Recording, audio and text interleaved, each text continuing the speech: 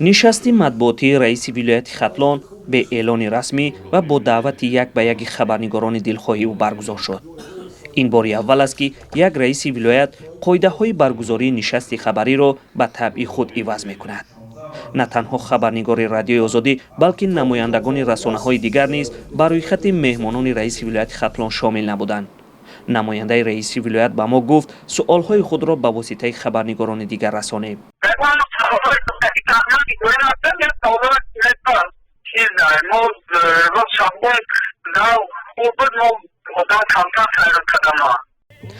чанд моҳи пеш давлаталӣ саид раиси вилояти Хатлон калонтарин вилояти Тоҷикистон таъин шуд. бисёриҳо аввалин нишасти хабарии ӯро бесаброна мунтазир буданд, вале ӯ зарур надонист ҳатто ба ин нишасти камодам ҳам ҳозир шавад ва ин корро ба муовинаш Амонулло Салимзода супурд. хабарнигорон ҳам аз чунин бархурд нороҳат шуданд. шикояти дигар аз ҷониби баъзе аз журналистон буд ки аз муносибати хунуки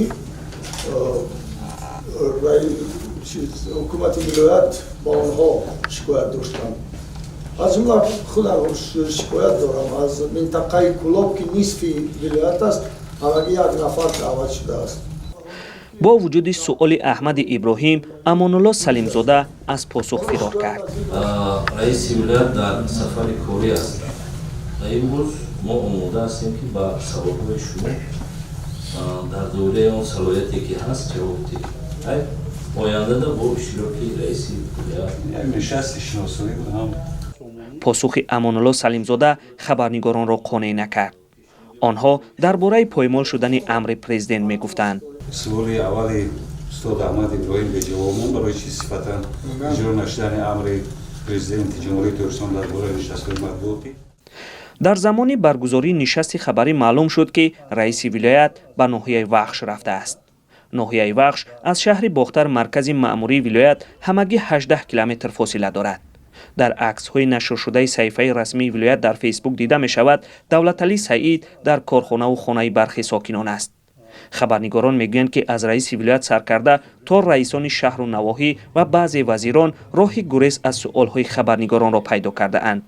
худи нишастҳо низ тавре танзим мешавад ки вақт барои суолҳои ҷиддӣ ҳам намемонад.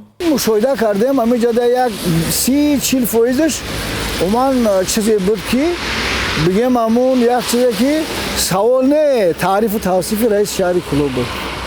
суолҳое буданд суолҳое ки пешакӣ тарҳрезишуда буданд. танзими нишастҳо тавре мешуд ки ба хабарнигорони радиои озодӣ фурсати суол додан нарасад. ин ҳолатҳо чанд бор дар давраи раисии Қурбон Ҳакимзода мушоҳида мешуд. чанд рӯзи пеш айни ҳолат дар ноҳияи Ховалин мушоҳида шуд. раиси ноҳия ним соат варақаи ҳисоботӣ хонд. чанд хабарнигор мехост суол кунад, аммо раис бо ҳамин вақт тамом шуда гуфта худоҳофизиро аз рӯи коғаз мехонд. аз он тараф хабарнигорон садо баланд мекарданд ки суол дорем. саломат бошед. ҳар вақти муайян шуда ба охир расид. муҳтарам меҳмонони азиз вобаста ба такмили ёдҳои шумо аз нишасти матбуотӣ бо ҳамин дар минтақаи Кӯлоб ва вилоят охирон нишастҳои хабарӣ мегузарад. инчунин чанд сол боз чанд ниҳоди дигар нишасти хабарӣ баргузор намекунад. вале коре ки раиси вилояти Хатлон Давлаталӣ Саид кард на танҳо саркашӣ аз иҷрои дастури президенти Тоҷикистон, балки беэҳтиромӣ ба расонаҳои ахбори он буд ки бори аввал дар раёсати вилоят рӯй дод. хабарнигорон онро намунаи баде барои ибрат гирифтани мансабдорони поёнӣ меноманд.